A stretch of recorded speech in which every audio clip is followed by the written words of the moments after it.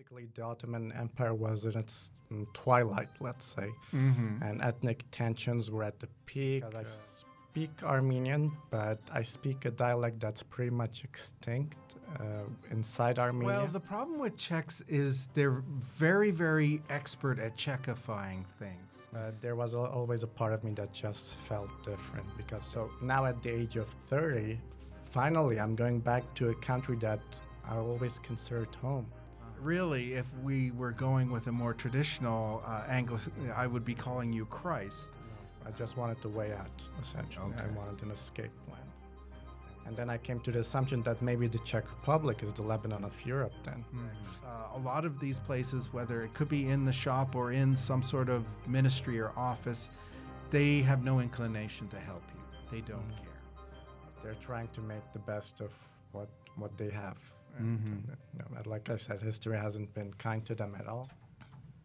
All right, welcome. My name is Jeff. This is the Follow Your Feet podcast where we explore expat life. Today, my guest is Christ. Welcome, Christ. Thank you. All right, well, obviously you're an expat as well. So the first question I usually ask people is, tell us about your background, where you grew up. Let's do something so we have a sense of your origin. Well, I was born and raised in Beirut. I'm half Armenian as well. I'm part of the Armenian diaspora, and I've spent most of my life in Lebanon. I've never really moved elsewhere unless to the Czech Republic 5 years ago. Okay. And just for people, because I didn't really know that there was an Armenian diaspora in Beirut, how is it that the Armenians ended up in Beirut there in Lebanon? Well, it's a really long, stretched-out history. I'm sure you know the answer to it, but history wasn't very kind to the Armenians, let's say. And basically, there are more Armenians outside of Armenia than inside Armenia. The same thing can be said to the Lebanese, too. There are more Lebanese people in Brazil, for instance, than in Lebanon. Is that true? I didn't know that. There's a lot of Lebanese in Canada. And there are also a lot of Armenians in Canada. Well, there's a lot of all nationalities in Canada. But so how long have the Armenians been in Lebanon? They've been there for 3-4 generations, like when the Armenian genocide happened. I'm laying it out there. So first they moved away from Armenia into the desert in Deir Zor, and then they established themselves in Syria, and then they moved to Lebanon for better opportunities. Okay. So not to go too deeply, but I think for context, we should talk a little bit about the history.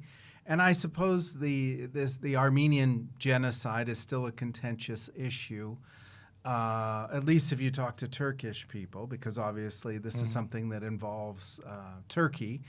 So we're talking, what, about 100 years ago, more? Right. Maybe slightly more. Okay, and can you give us like a shortened version of what happened between Armenians and essentially we're talking Turkey? Well, I'm not a history expert, but I'll try to give a condensed version. Basically, the Ottoman Empire was in its twilight, let's say, and ethnic tensions were at the peak. Different players sought to divide it according to the ethnic nationalities, and it went through a process called Turkification, and unfortunately that meant cleansing a lot of minorities, including Greeks, and that's how it pretty much unfolded until the new republic was established. Okay, so at that time, some Armenians left for, as you said, Syria, and then some of them went on to Lebanon. Yeah. I think the idea of the nation state was pretty new at this time. Every country was trying it out, but unfortunately for communities that were historically mixed, it didn't really bode well. Well, yes, this is the problem, and I've discussed this a little bit in other podcasts, but when you get into like the Balkans, so Eastern Europe, and then into the Middle East proper, it gets a little bit complicated. And Turkey, or as you said at that time, it was the Ottoman Empire, much bigger than modern-day Turkey, further east and actually further west as well into Europe, into the Balkans.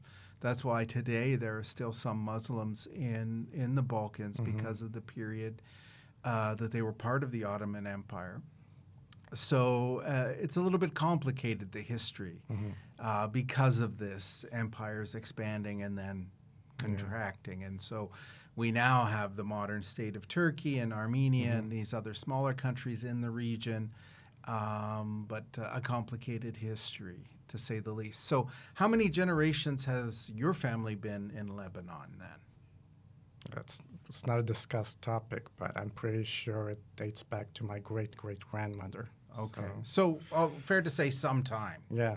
It's been a while. If I had to talk to my aunt about it, I'm sure she wouldn't even recall the names of, her own great-grandmother.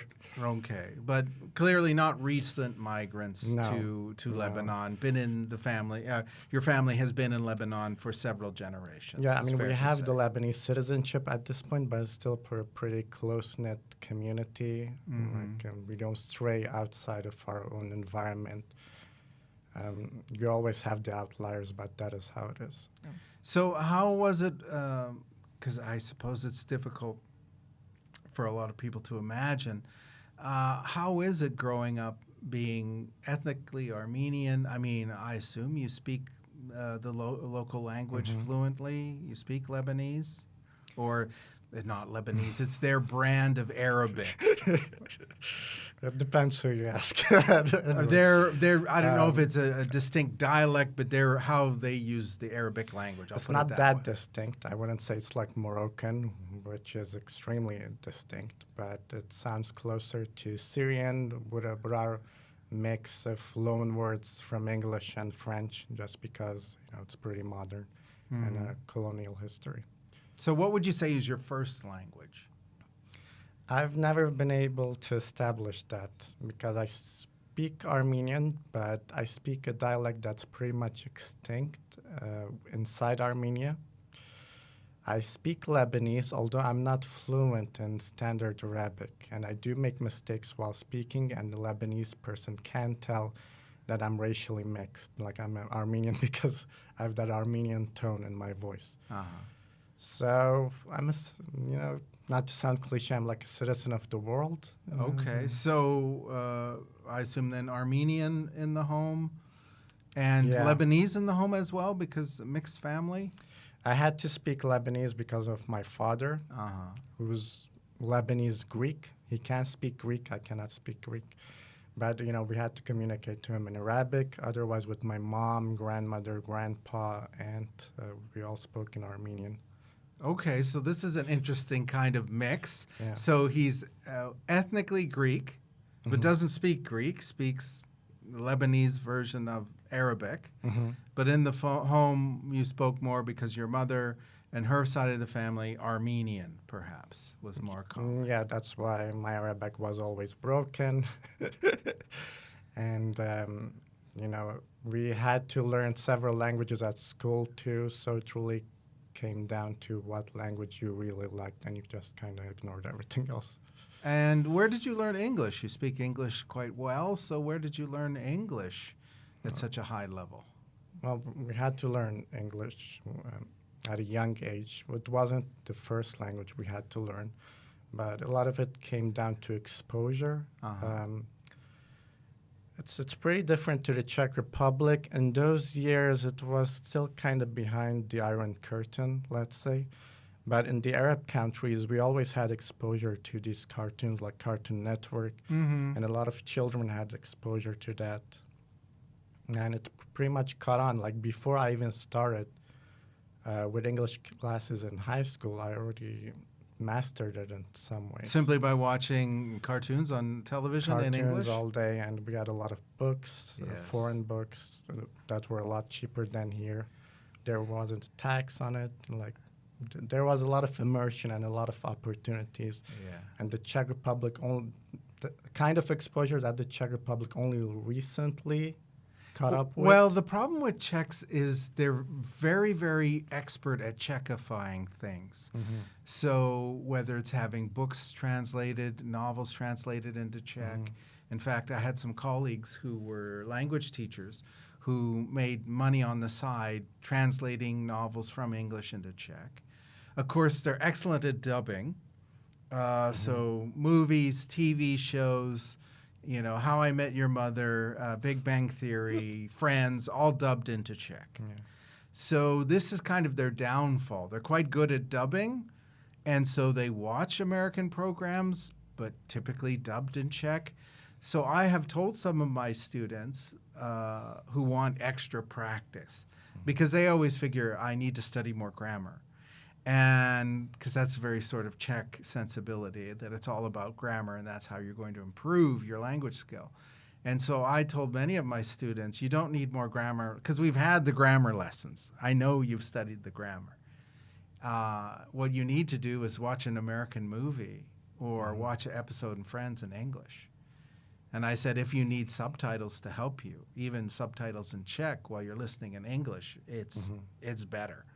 So, because you're not the first person I've met who said, yes, I basically learned English watching television.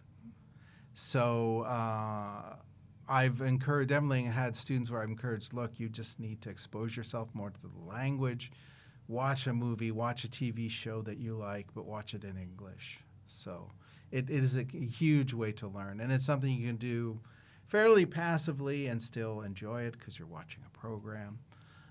So yes, Czechs have kind of hurt themselves because they're immediately dubbing stuff into Czech and not allowing themselves to hear it in English. So how did it feel? Because this is a very interesting kind of mix in terms of your family, ethnically, and then living and growing up in Lebanon. Did you feel, because you said you have obviously Lebanese citizenship, do you feel like you're Lebanese? When I'm among a group of Lebanese people, not so much, but I did hang out with them. I did spend the majority of my life there. I did make coworkers, friends, hangouts, all of that. But there was always a part of me that just felt different because that part of me was Armenian. And then when I was with actual Armenians, part of me always stood out again. So I'm a foreigner outside and I'm a foreigner back home. It's a pretty common feeling. It stayed with me wherever. Well, it's kind of interesting. You kind of feel like that you're without a home, a true home. Yeah. Because, I don't know, I've been living abroad now over a decade, but in my heart I still consider myself a Canadian, and that Canada is my home because I grew up there and I still have most of my family there. So I have a hard time imagining what it would like to grow up in a country and still kind of feel like you're somehow, I don't know, I don't want to say foreigner, but like an outsider. Yeah. I think I'll always be Armenian in some ways. Home is the people you're with, right? At the end of the day, no matter which language you spoke, and what matters are the connections that you make. And how often have you visited Armenia, the country itself? Actually, I visited this year for the very first time, and sometime February, I suppose. What was that experience like? Something woke up in me, something that was hidden. I've been learning about Armenia because I went to an Armenian school and it was just ingrained in my head. So now at the age of 30, finally I'm going back to a country that I always considered home. And I was going through customs, and they were kind of surprised, because is this your first time coming to Armenia? And I had that entire conversation in Armenian, even though they sensed, different dialect. Okay, he definitely spoke with the Western Armenian in dialect. So it felt like that deeply rooted connection like finally I'm home, you know.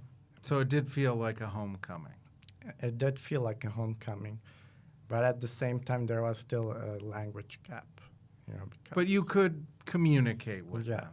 I spoke enough to get into taxi, go elsewhere, form some bonds, you know, and it was just pleasant. And do you still have family there that's close enough that you would have some sort of connection with them? No, not that I No. know of. No. Okay. But overall, your experience of the nation was positive. Yeah, You feel like I felt very enthusiastic about it. okay. And how long was your visit there? Like a week. Okay. And once again, I am assuming most of our viewers don't know a lot of about Armenia. It is a fairly small country, yes? Very small, and the population is even smaller than the land size. So it's 2 million in total, like which makes it smaller than Lithuania. Mm-hmm. Yeah. And I think the majority of the people are Orthodox Christian. It's the religion. You have the apostolic kind. You have Catholics. You have, but most of them are indeed Orthodox. Yeah. And any Armenians that are Muslims? No, Okay. it's 99% Christian. Okay. And so you talked about Lebanese, growing up in Lebanon, homecoming to Armenia.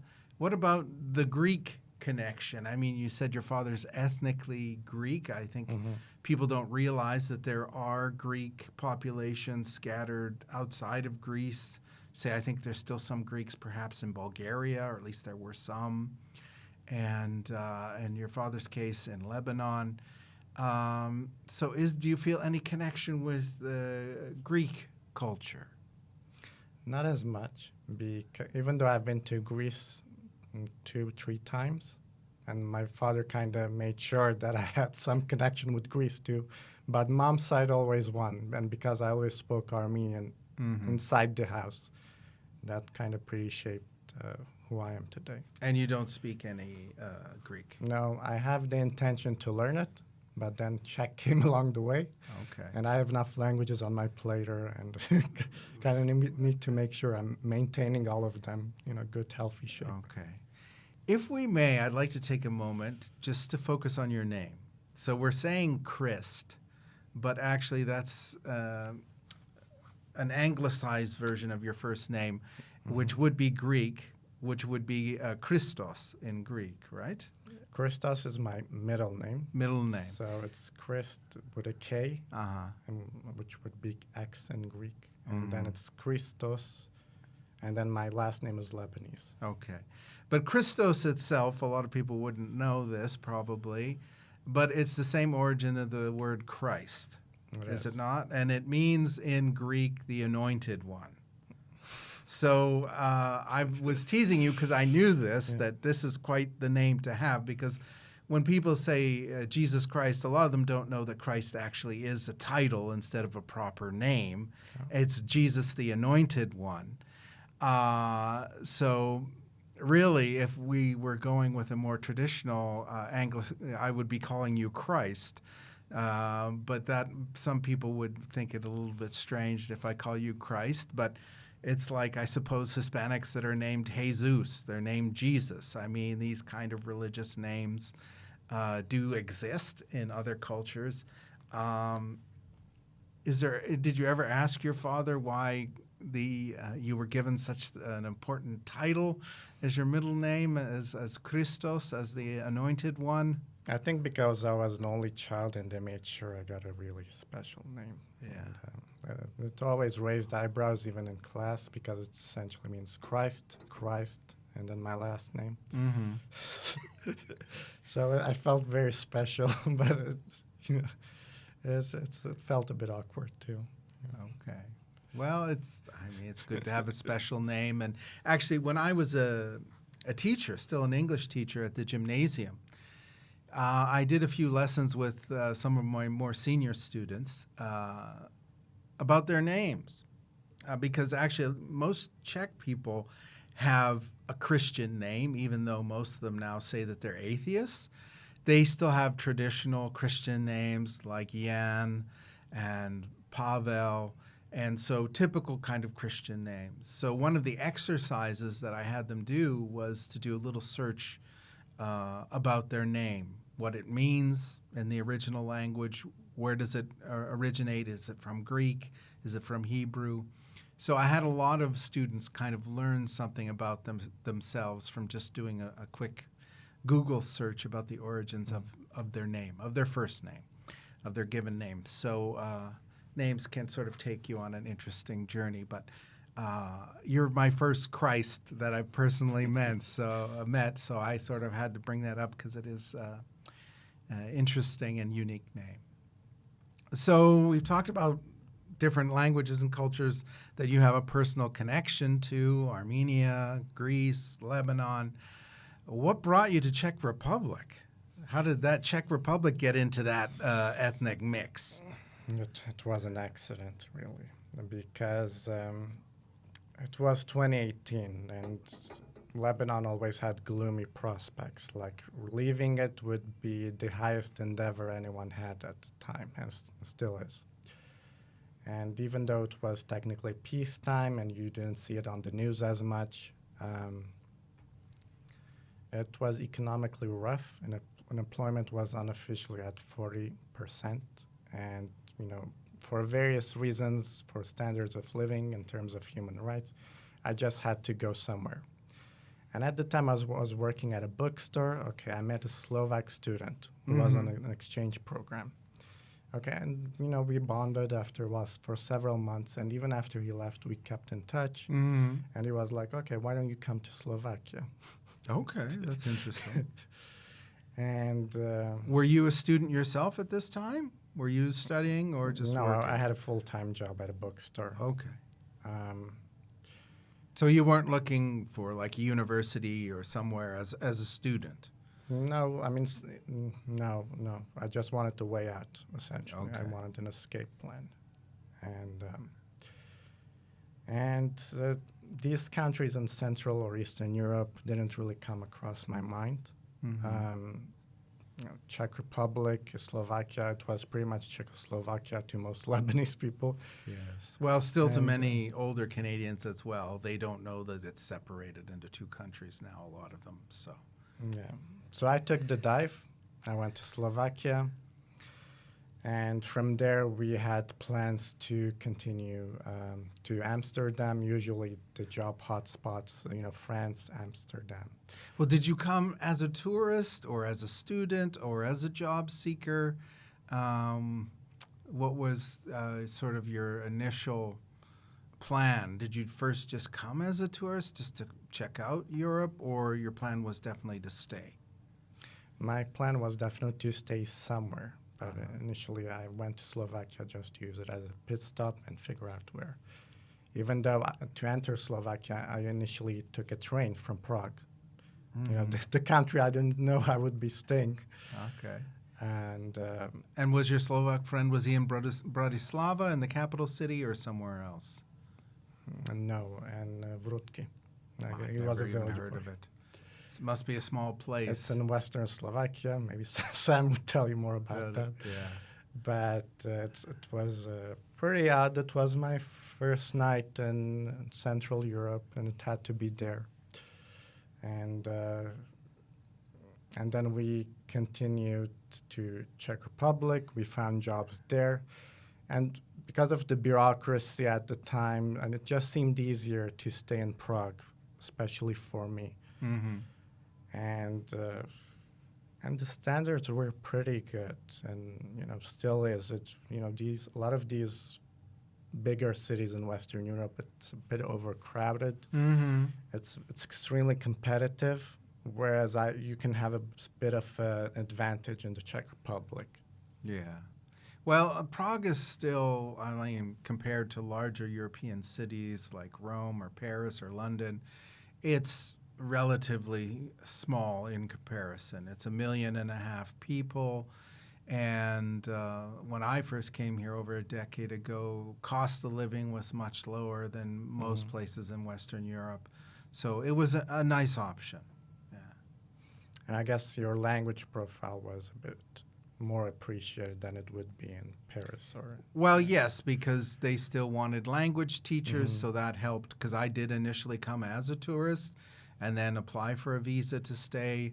But the only reason that they still give out these visas is that you're an English teacher and you have letters from language schools saying that you're going to work as an English teacher, and they want native English speakers. So that really does facilitate getting the initial visas, is because they still want to have native speakers come here and work as language teachers. So it did help with the process for sure.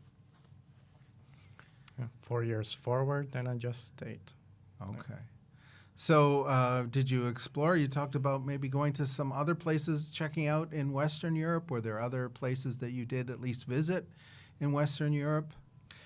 I use it as a base to visit a lot of countries, but never to actually stay. I've been to Switzerland, Poland, a lot of cities in Germany. Ireland lately, it's the furthest west I've been to. Okay. Well, I think you're better traveled than I am. Where did you go in Switzerland? Bern, the capital. Okay, and how was that? It was very Swiss. Like, it was the Swissest city you could find. It wasn't like Geneva or Zurich. But I was just visiting a friend at the time who also visited Lebanon a few years back. And what makes a very Swiss city? Laid back, provincial, quiet, organized, tidy. Well, yes, this is the impression I get. Everything is organized and clean and tidy, and everything's like strictly controlled. And I had a colleague actually, she said the landlord wanted to inspect to see if they had a washing machine, because their building had a rule you couldn't have a washing machine in your flat because it would be too noisy. It might disturb the neighbors. Yeah, they had a laundry room that's pretty much Yes. underground, and you had to walk down and insert a coin and to do your laundry. Yes, you had to use the laundry room in the building and only during the approved hours. Yeah. And so a neighbor had accused them of having the crime of having a washing machine in their flat. So the landlord came and wanted to inspect the flat to make sure that there wasn't a washing machine there. So they're a bit uptight about certain things in terms about following rules. They can be quite strict, I'm told.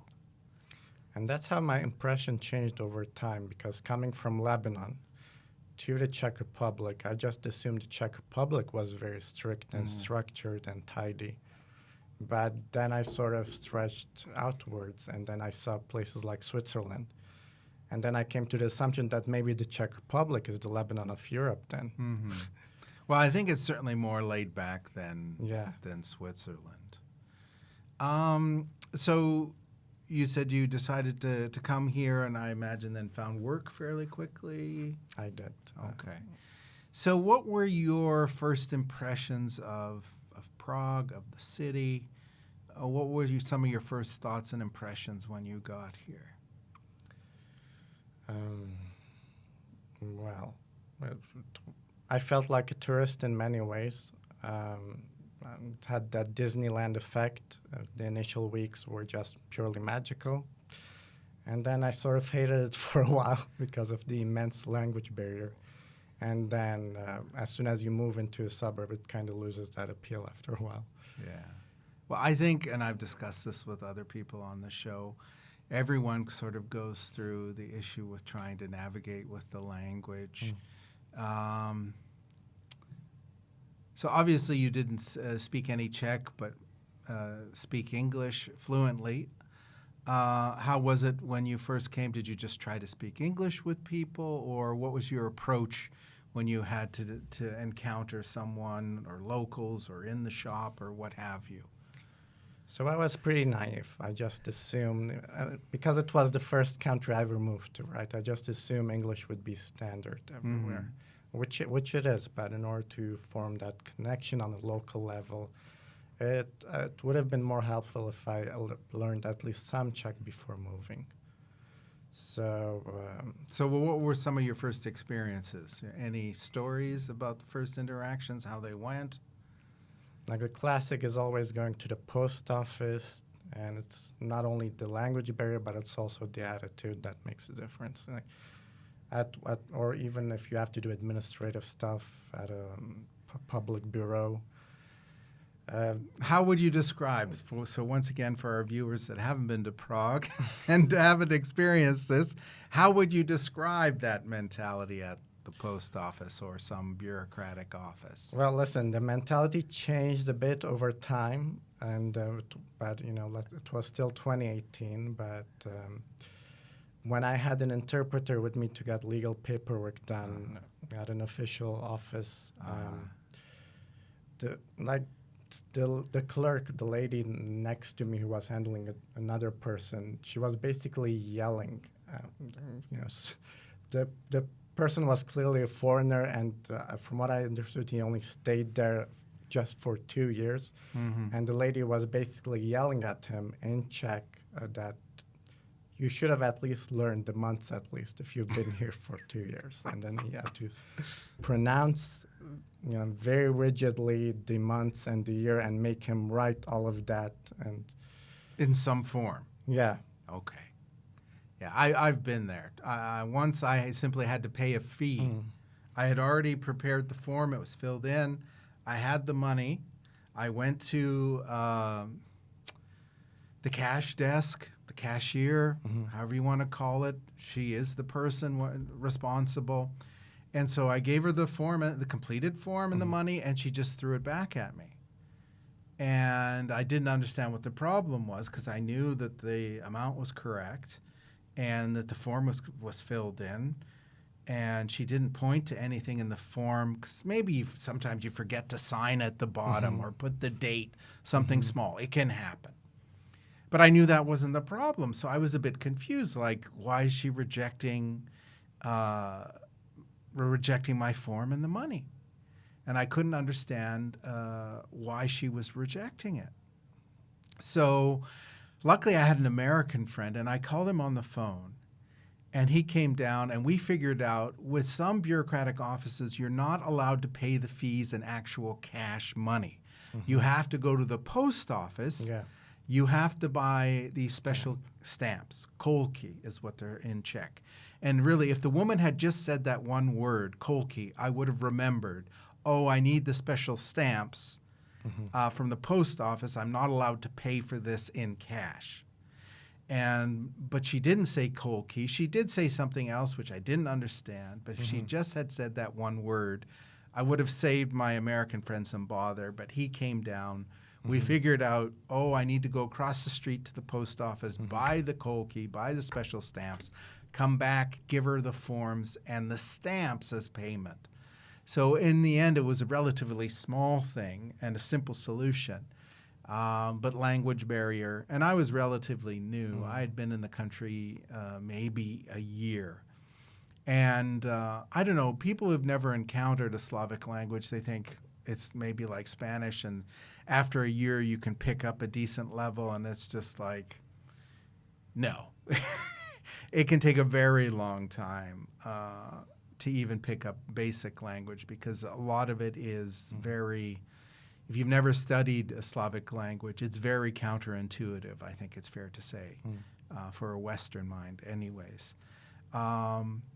But the other thing, because maybe you're being a bit polite, I'll be more direct. A lot of these places, whether it could be in the shop or in some sort of ministry or office, they have no inclination to help you. They don't care about you or your problems.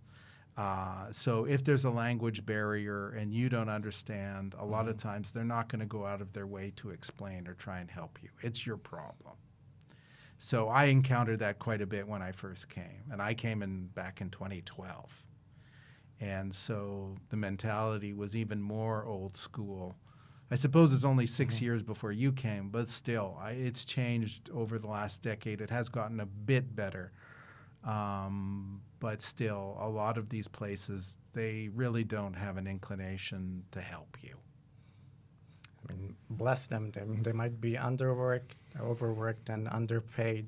Well, I don't know about I don't think they're overworked. I think a lot of it is just the old school mentality from the old regime where they don't care. It's apathy, I think. Whether, I mean, I'm sure they're not paid a lot for their jobs, but I doubt a lot of them are overworked. I think a lot of it is just apathy. They don't care.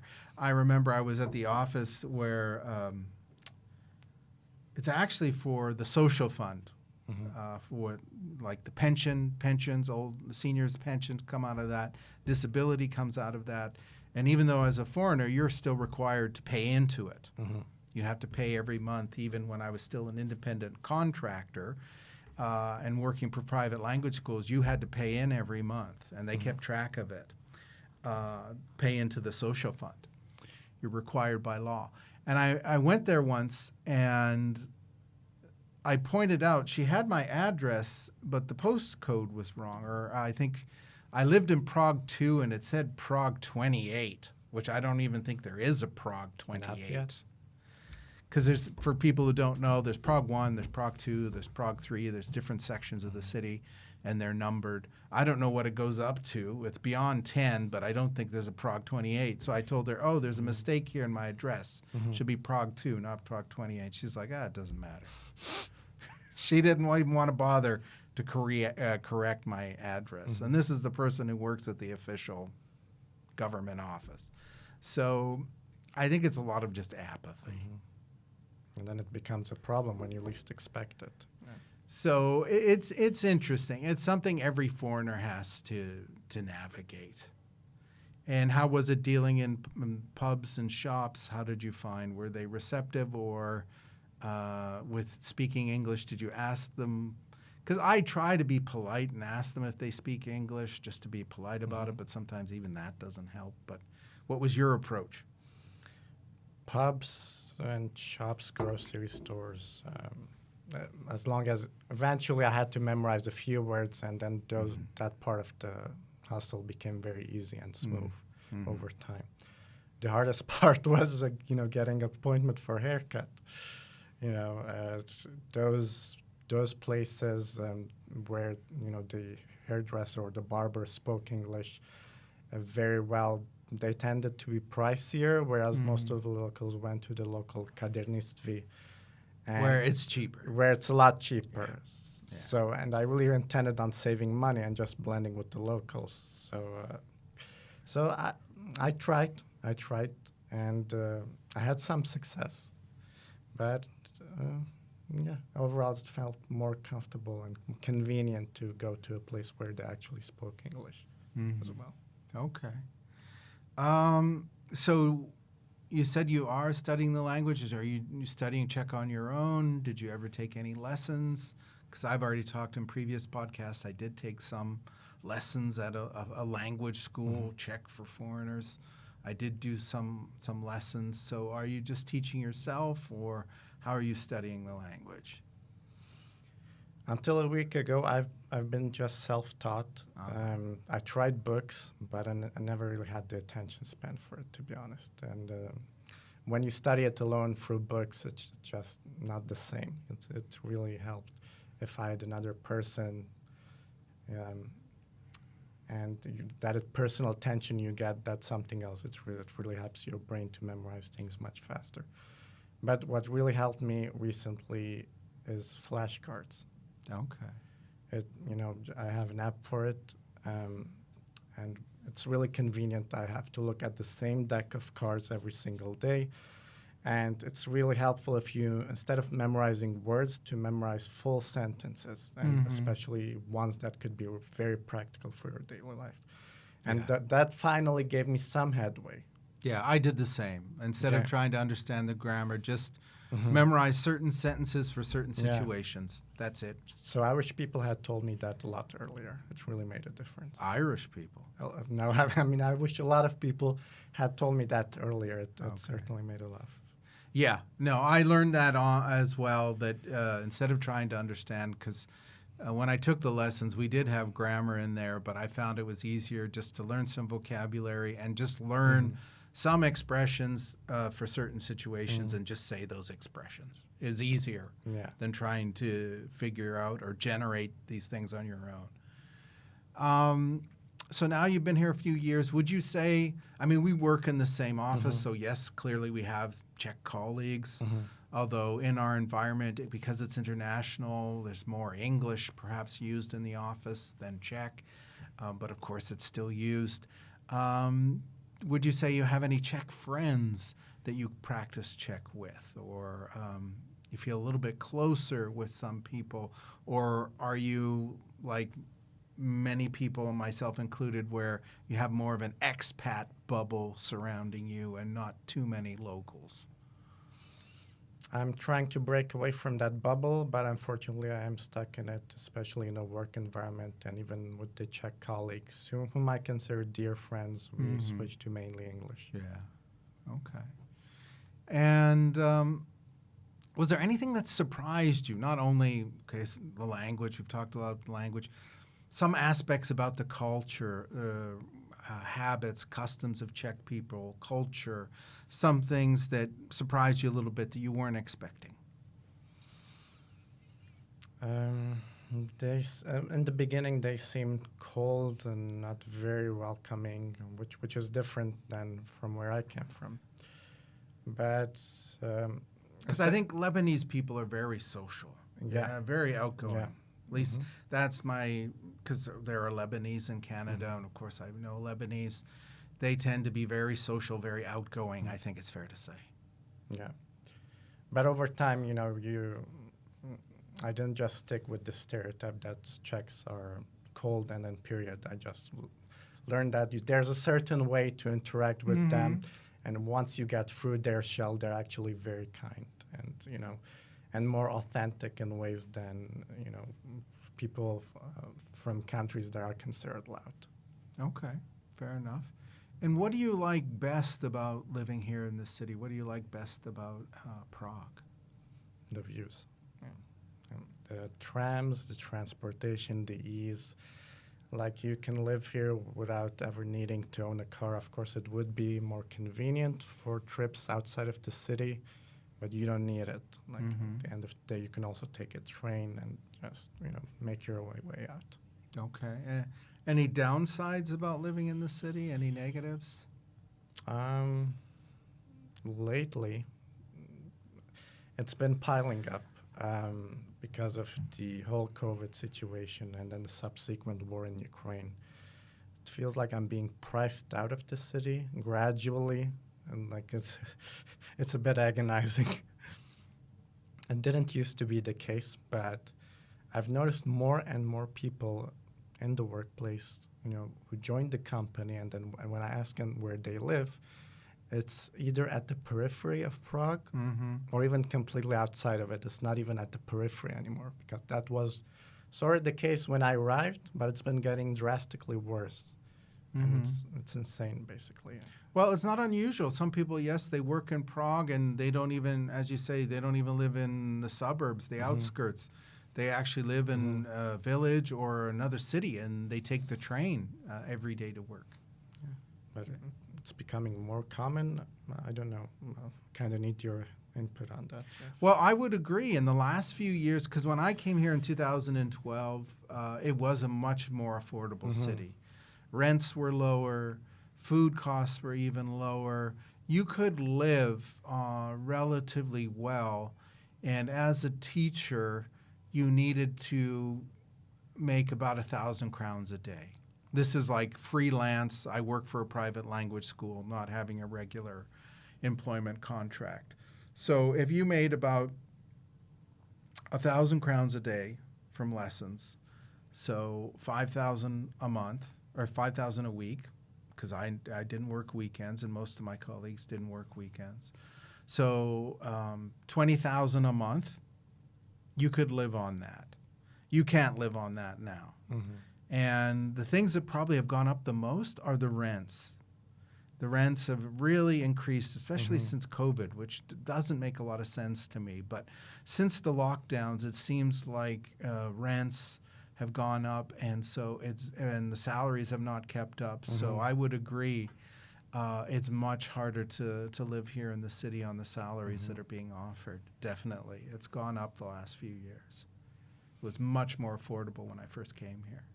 Yeah. And then there's that criticism I've heard. It doesn't necessarily come from me, from just me, but I've heard that Czechs are generally just too passive. Well, it is something about their culture, their attitude. They do tend to be passive because it's interesting. If you look back at '89, when the end of communism here, they call it the Velvet Revolution because really there wasn't much violence. No leaders were killed. Like if you look even like, where was it, Romania, they shot Ceausescu and his wife. Like there was none of that here. So Czechs they're not in a hurry. You know, they're kind of passive and they kind of just let things carry on. That's maybe why they're a bit grumpy because they take a lot of crap maybe that they should fight and they take a lot of crap and complain about it instead. So maybe that explains why they're a bit of grumpy character, but they are a bit more passive and just sort of let things slide. And so, yes, they do kind of have this passive nature. And I think they should be pressing their government to increase the salaries more to keep up with inflation. But this is the other thing. They're passive, but they're also very frugal.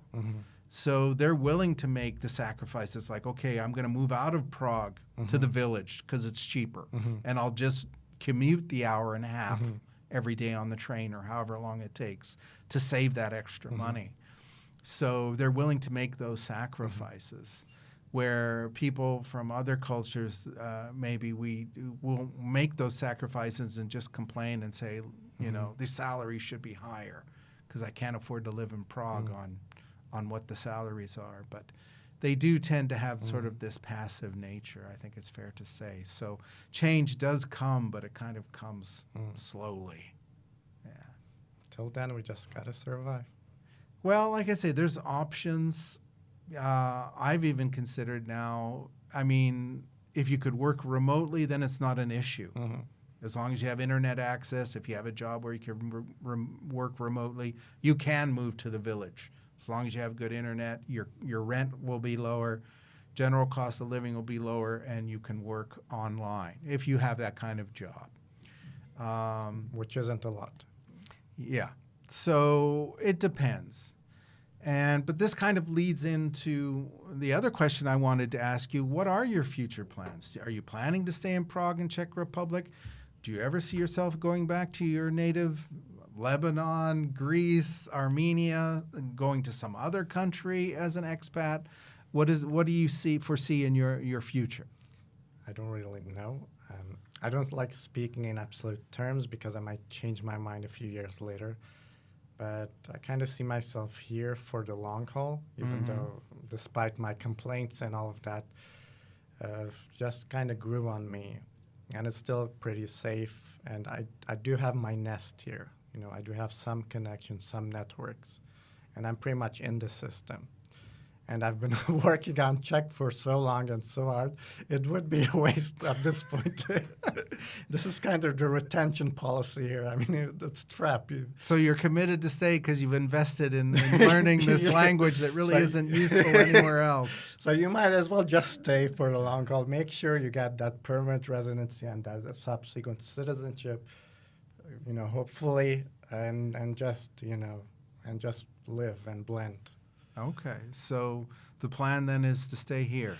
Yeah. You never considered, because you speak English so well, you could easily go to UK, Canada, America. You never considered going to an English-speaking country? I've heard a lot of negative things about the UK. It just kind of dimmed my appetite. You know? For example?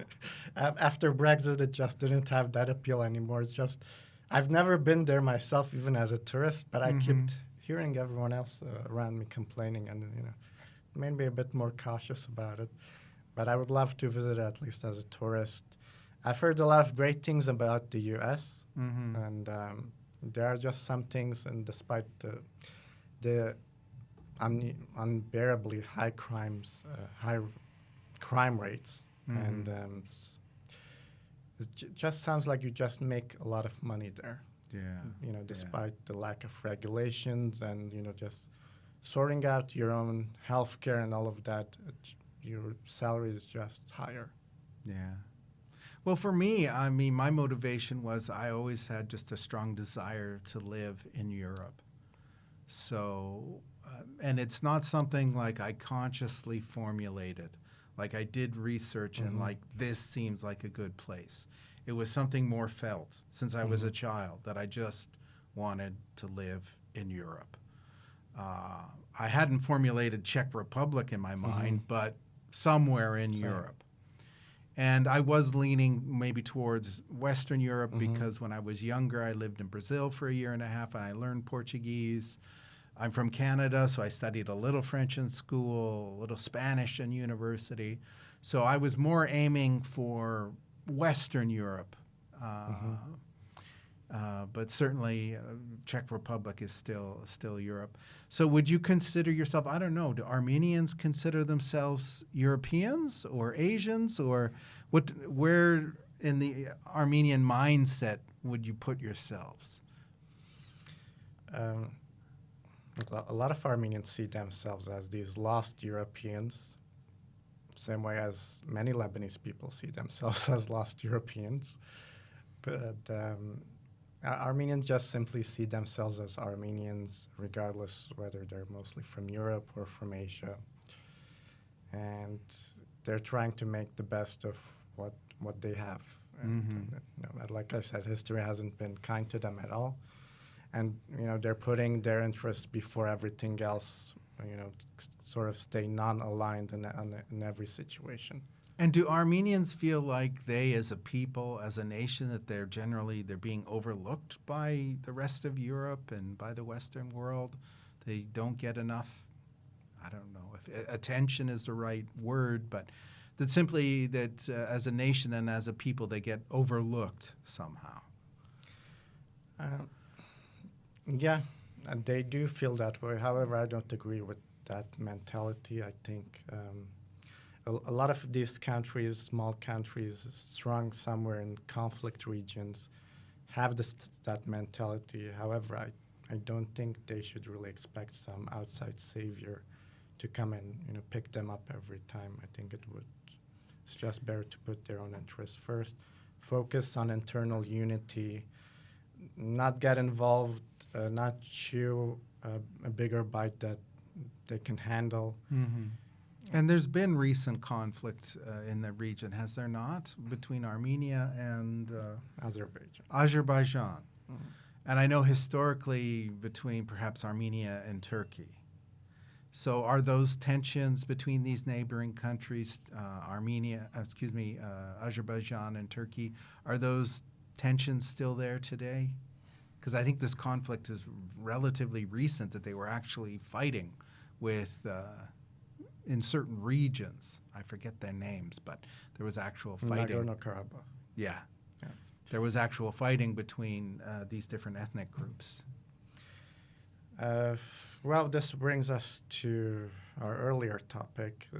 As long as this idea of a single nation state remains, regardless of which country, as long as people are zealous about it, I think it'll always impact communities that were historically intermixed. And even though these events you mentioned, they're pretty recent, it's the longest frozen conflict in modern history. So there has to be a change of attitude, a change of ideology. And, time works better than reason. People have people need to gradually, outgrow it. It can get exhausting after a while, so I do see some hope in future generations. Okay. All right. Well, that's a hopeful message, so maybe we'll end there. So thank you for being a guest today on the show, Chris. Thank you, Joe. All right. Well, thank you for watching. If you enjoyed the episode, of course, please like and share with friends and family members. And thank you for spending time with us today. If you're considering perhaps living elsewhere and being an expat in a foreign land, just follow your feet. They know where to take you.